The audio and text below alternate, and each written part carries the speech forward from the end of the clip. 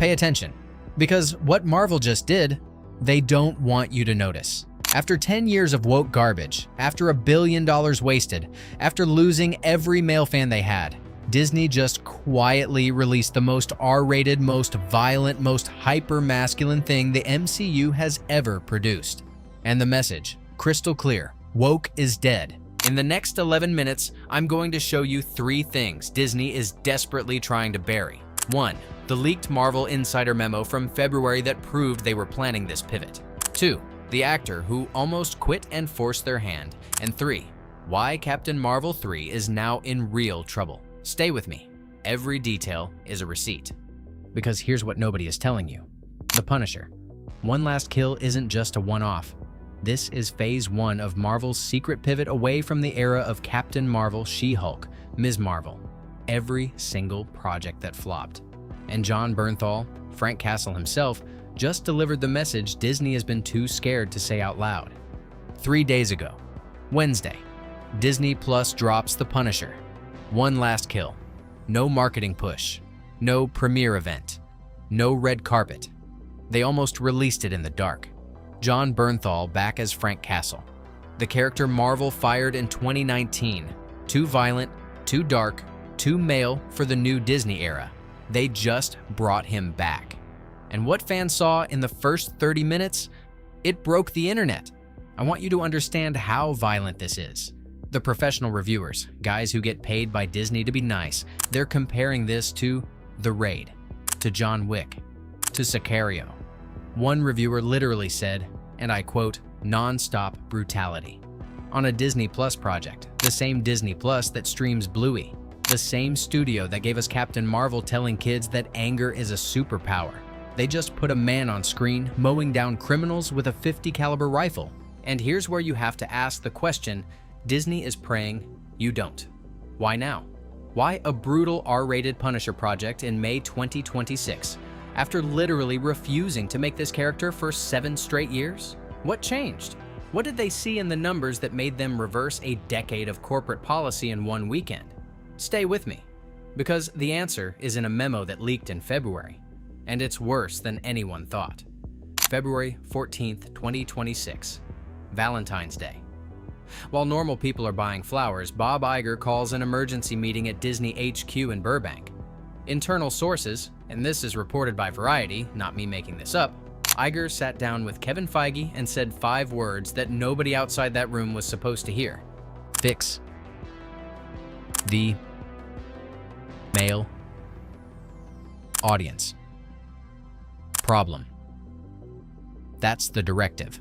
According to Variety's leak, Iger told Feige, quote, Marvel's lost the men, and we have to get them back before Avengers Doomsday or the entire franchise is finished. December 18th, 7 months from now. They have one shot, and The Punisher is the test. Now, you want to know why they panicked? Look at the numbers. The Marvels, $274 million budget, made $84 million domestic. Loss, at minimum, $237 million. Captain America Brave New World, $180 million budget. Domestic box office, $100 million. Another huge loss. Quantumania, flopped. Ms. Marvel, canceled. She-Hulk, meme of the year for the wrong reasons. The pattern is undeniable. Every single project led by a female or minority lead has flopped financially since 2022. So, in that February meeting, Iger and Feige map out a plan. Step 1, pivot to masculine content. Step 2, bring back the violent, dark, R-rated era. Step 3, find a character fans love that they cannot screw up. They picked Frank Castle, the Punisher. The character so politically incorrect that fans loved him for being everything modern Marvel isn't.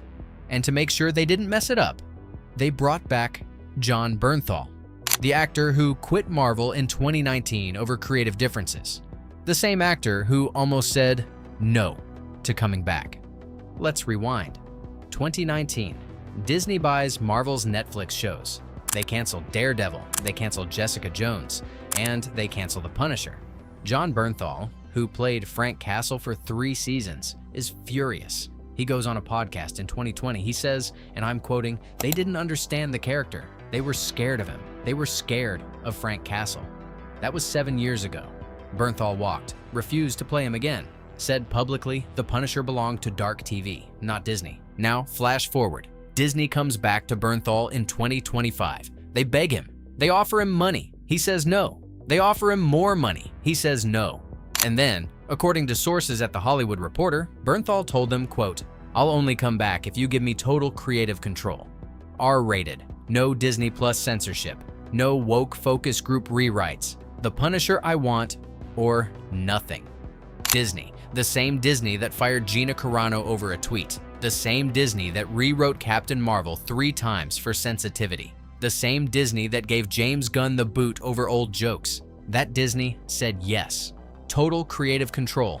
R-rated. Marvel's most violent project ever. They gave the actor everything he wanted. Because they were desperate. Because the male audience was gone. And Frank Castle was their last shot. And here's the part that broke me.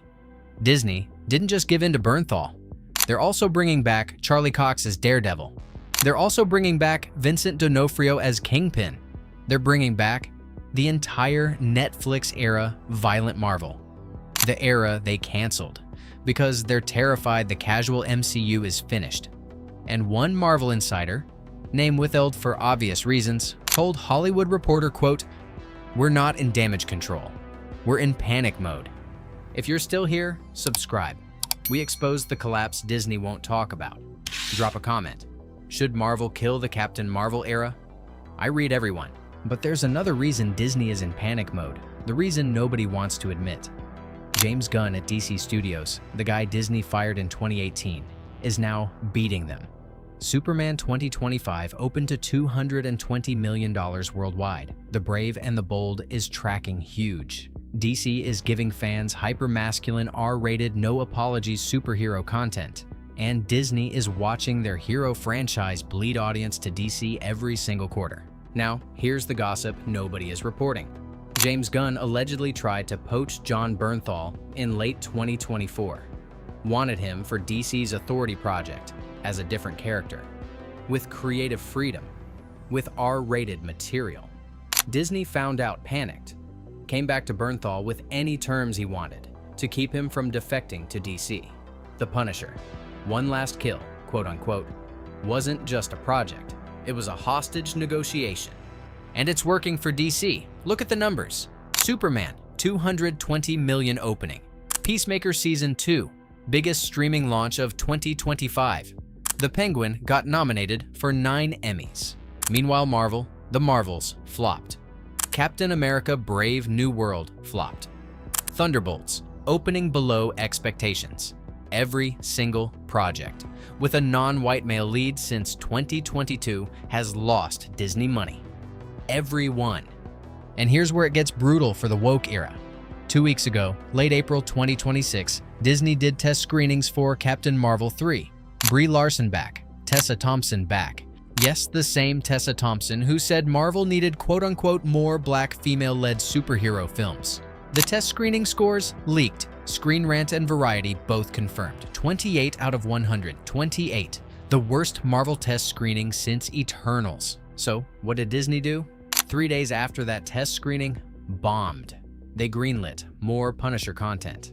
2 days after, they announced Daredevil Born Again Season 3 early.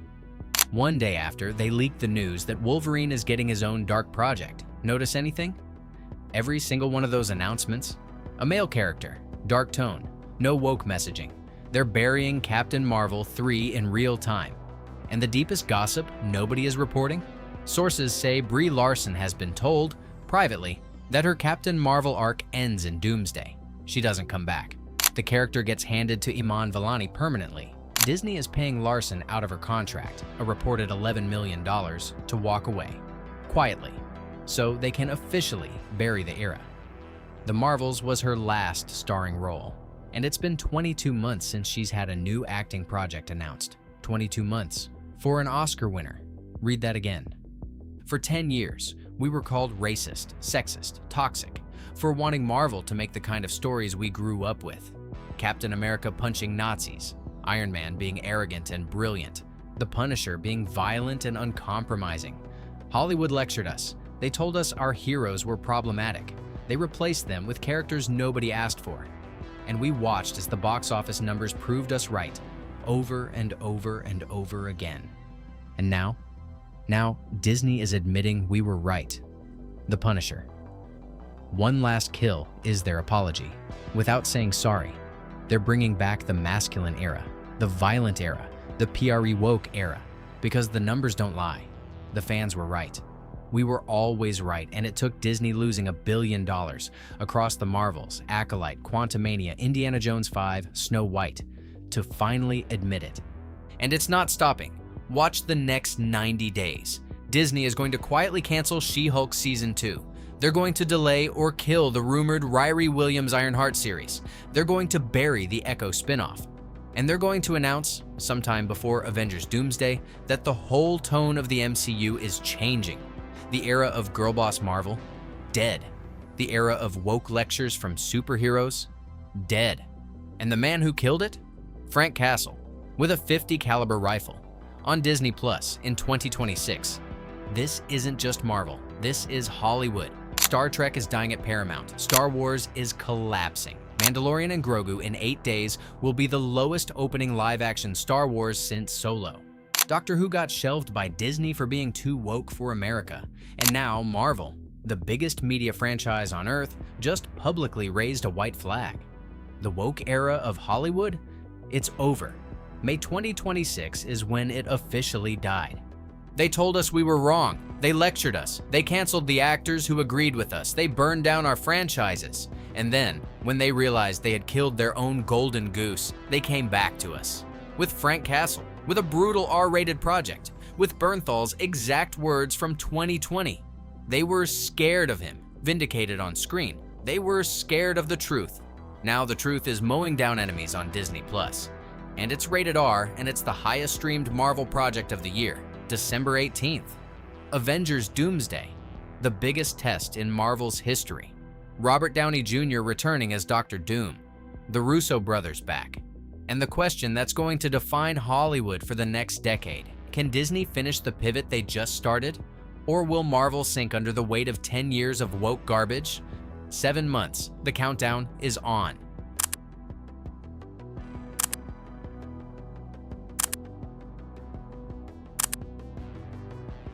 Subscribe so you don't miss what falls next. This is CineWire. See you in the next one.